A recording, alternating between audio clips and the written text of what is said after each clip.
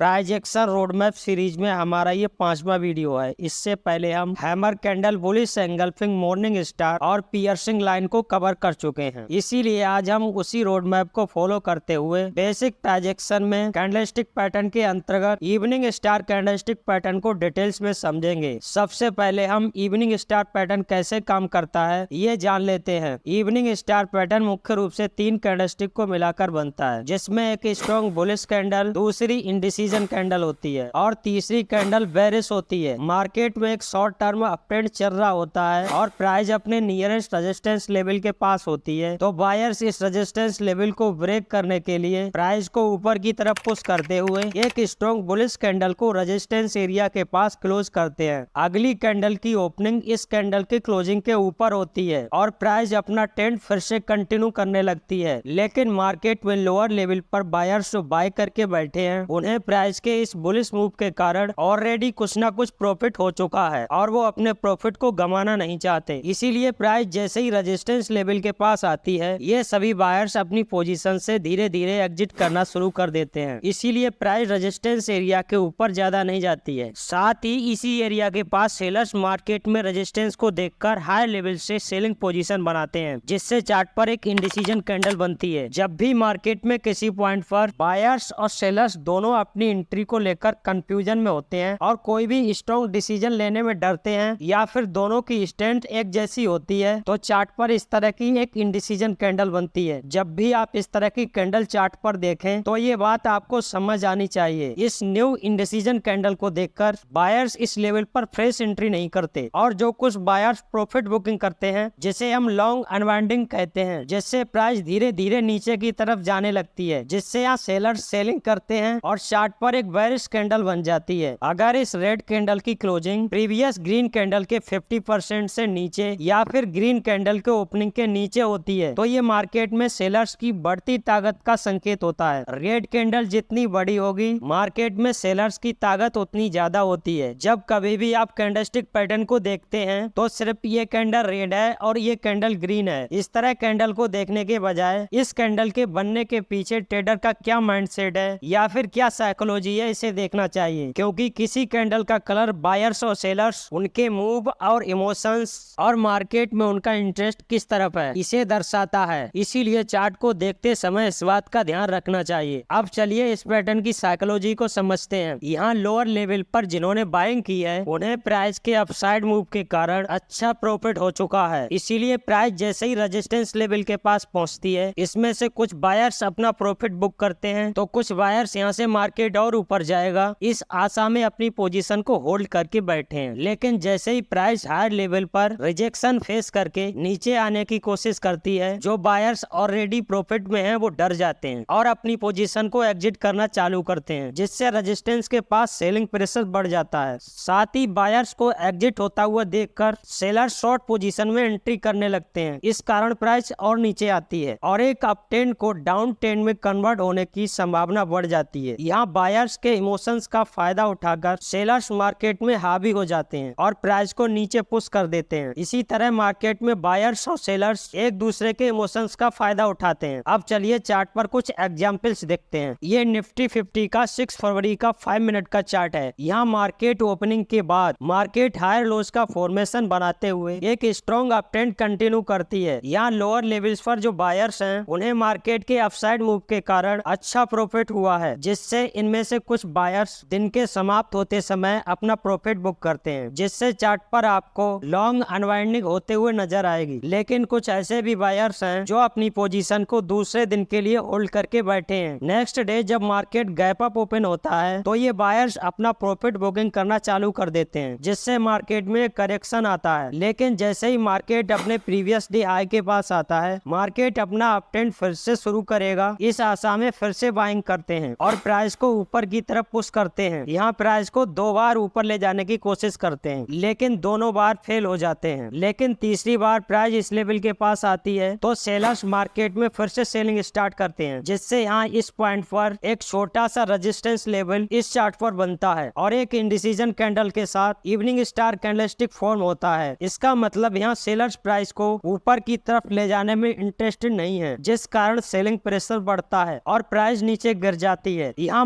Market को नीचे जाने में स्टॉप लॉस हंटिंग ये भी एक कारण है। तो चलिए इसके बारे में थोड़ा जानते हैं। यहाँ दिन भर मार्केट एक अपट्रेंड में ट्रेंड करता है, जिससे बहुत से बायर्स अगले दिन भी यही ट्रेंड कंटिन्यू होगा इस आशा में अलग अलग लेवल पर अपनी पोजीशन बनाते हैं, जिससे उनके स्टॉप लॉस यहाँ कहीं प्लेस हुए हैं। साथ ही इस लेवल पर जो बायर्स यहाँ पर एंट्री करते हैं उनके स्टॉप लॉस डे हाई के पास लगे हैं, क्योंकि उनके मुताबिक ये लेवल एक सपोर्ट की तरह उनके लिए काम करने वाला है और जब तक मार्केट इस लेवल के ऊपर है तब तक वो अपनी पोजीशन को होल्ड करने में डरने वाले नहीं हैं। यहाँ मॉर्निंग में मार्केट के ओपन होने के बाद प्रॉफिट बुकिंग की गई है, इसीलिए यहाँ बहुत कम सेलर्स ऐड हुए हैं। इसीलिए ऊपर की तरफ नीचे के मुताबिक बहुत कम स्टॉप लॉस प्लेस किए गए हैं। स्मार्ट मनी कॉन्सेप्ट के अनुसार जो भी बिग प्लेयर्स होते हैं उन्हें अपने बड़े ऑर्डर मार्केट में एग्जीक्यूट करने के लिए लिक्विडिटी की जरूरत होती है और रिटेल ट्रेडर के स्टॉप लॉस उनके लिए लिक्विडिटी का काम करते हैं। अगर आप ध्यान से देखेंगे तो यहाँ सबसे ज्यादा स्टॉप लॉस लोअर लेवल्स पर हैं। इसका मतलब सबसे ज्यादा लिक्विडिटी इसी एरिया में है और इसी लिक्विडिटी को क्रैप करने के लिए बिग प्लेयर्स के द्वारा सेलिंग प्रेशर को बढ़ाया जाता है, जिससे रिटेलर के स्टॉप लॉस हिट होते हैं और मार्केट तेजी से नीचे गिर जाता है। प्राइजेक्शन में बेसिक सीरीज कंप्लीट होने के बाद हम एडवांस प्राइजेक्शन में स्टॉप लॉस हंटिंग के बारे में डिटेल्स में जानने वाले हैं। इसीलिए अभी आपको इसके बारे में ज्यादा सोचने की जरूरत नहीं है, क्योंकि ये एक प्राइजेक्शन की एडवांस लेवल होती है। चलिए अब नेक्स्ट एग्जांपल देखते हैं। ये निफ्टी 50 का 5 मिनट का 12 फरवरी का चार्ट है। मार्केट ओपनिंग के बाद यहाँ स्ट्रॉन्ग सेलिंग की गई है, लेकिन लोअर लेवल पर मार्केट सपोर्ट लेते हुए थोड़ा ऊपर की तरफ बढ़ता है और इस लेवल पर प्रीवियस डे और स्विंग लो का रेजिस्टेंस फेस करता है और चार्ट पर एक इवनिंग स्टार पैटर्न बनता है। इस रेजिस्टेंस लेवल को आप निफ्टी 50 का चार्ट ओपन करके देख सकते हैं। साथ ही आप चार्ट पर बी वेब इंडिकेटर को प्लेस करते हैं तो आपको प्राइस बी वेब से रिजेक्शन लेते हुए नजर आएगी। जब तक मार्केट इस बी वेब के नीचे है तब तक यहाँ मार्केट में बेयरिश ट्रेंड कंटिन्यू होने की संभावना बढ़ जाती है। इस स्विंग हाई के पास अपना स्टॉप लॉस लगाकर आप एक शॉर्ट ट्रेड में एंट्री कर सकते हैं, क्योंकि यहाँ आपको शॉर्ट ट्रेड में एंट्री करने के लिए रेजिस्टेंस लाइन, बी वेब इंडिकेटर का रिजेक्शन और इवनिंग स्टार पैटर्न ये 3 कॉन्फर्मेशन है। थोड़ी देर बाद प्राइस यहाँ से रिजेक्शन लेकर नीचे चली जाती है। इसका मतलब यहाँ इवनिंग स्टार पैटर्न ने एक ट्रेंड कंटिन्यूस सिग्नल की तरह काम किया है। यहाँ बी वेब इंडिकेटर में आपको डिफॉल्ट सेटिंग का इस्तेमाल करना है। चलिए अब कुछ की पॉइंट्स को जानते हैं। Point number 1, evening star pattern में सेकंड नंबर की कैंडल रेड या ग्रीन दोनों कलर की हो सकती है। यहाँ कैंडल के कलर से कोई फर्क नहीं पड़ता है। साथ ही अगर दूसरे कैंडल में कैंडल विक ऊपर की तरफ ज्यादा लंबी है तो इसका मतलब हायर लेवल्स पर प्राइस एक स्ट्रॉन्ग रिजेक्शन फेस कर रही है। Point number 2, evening star pattern में तीसरे नंबर के कैंडल की क्लोजिंग फर्स्ट ग्रीन कैंडल के ओपनिंग के नीचे होती है तो यह एक स्ट्रॉन्ग सेलिंग प्रेशर का सिग्नल माना जाता है। पॉइंट नंबर 3, मार्केट में एक स्ट्रॉन्ग अपट्रेंड है और प्राइस हायर लोज का फॉर्मेशन बनाते हुए ऊपर बढ़ती है तो चार्ट पर एक अकेले इवनिंग स्टार पैटर्न को देखकर शॉर्ट ट्रेड में एंट्री नहीं करनी चाहिए, क्योंकि कोई भी अकेला कैंडलस्टिक पैटर्न मार्केट के स्ट्रॉन्ग ट्रेंड को रिवर्स नहीं कर सकता। अगर आप ऐसा करते हैं तो आपके स्टॉप लॉस हिट होने के चांस बहुत ज्यादा होते हैं। पॉइंट नंबर 4, इस पैटर्न का उपयोग आप किसी भी टाइम फ्रेम में कर सकते हैं, लेकिन टाइम फ्रेम जितनी बड़ी होगी उतनी ही इस पैटर्न के काम करने की एक्यूरेसी बढ़ती जाती है, क्योंकि छोटे टाइम फ्रेम में फेक सिग्नल ज्यादा देखने को मिलते हैं, जिससे बार बार आपके स्टॉप लॉस हिट होते हैं। मेरा सभी ट्रेडर्स से निवेदन है कि इस वीडियो में जो बातें बताई गई हैं कृपया उसे जितना ज्यादा हो सके उतना चार्ट पर प्रैक्टिस करें, जिससे आपको इसे समझने में आसानी होगी। अगले वीडियो में हम इन्वर्टेड हैमर और शूटिंग स्टार कैंडलस्टिक पैटर्न के बारे में जानेंगे। अगर आपको हमारा ये वीडियो अच्छा लगा तो वीडियो को लाइक और चैनल को सब्सक्राइब जरूर करें। आज के लिए इतना ही, मिलते हैं नेक्स्ट वीडियो में। तब तक के लिए best of luck. Trading secret 2.0।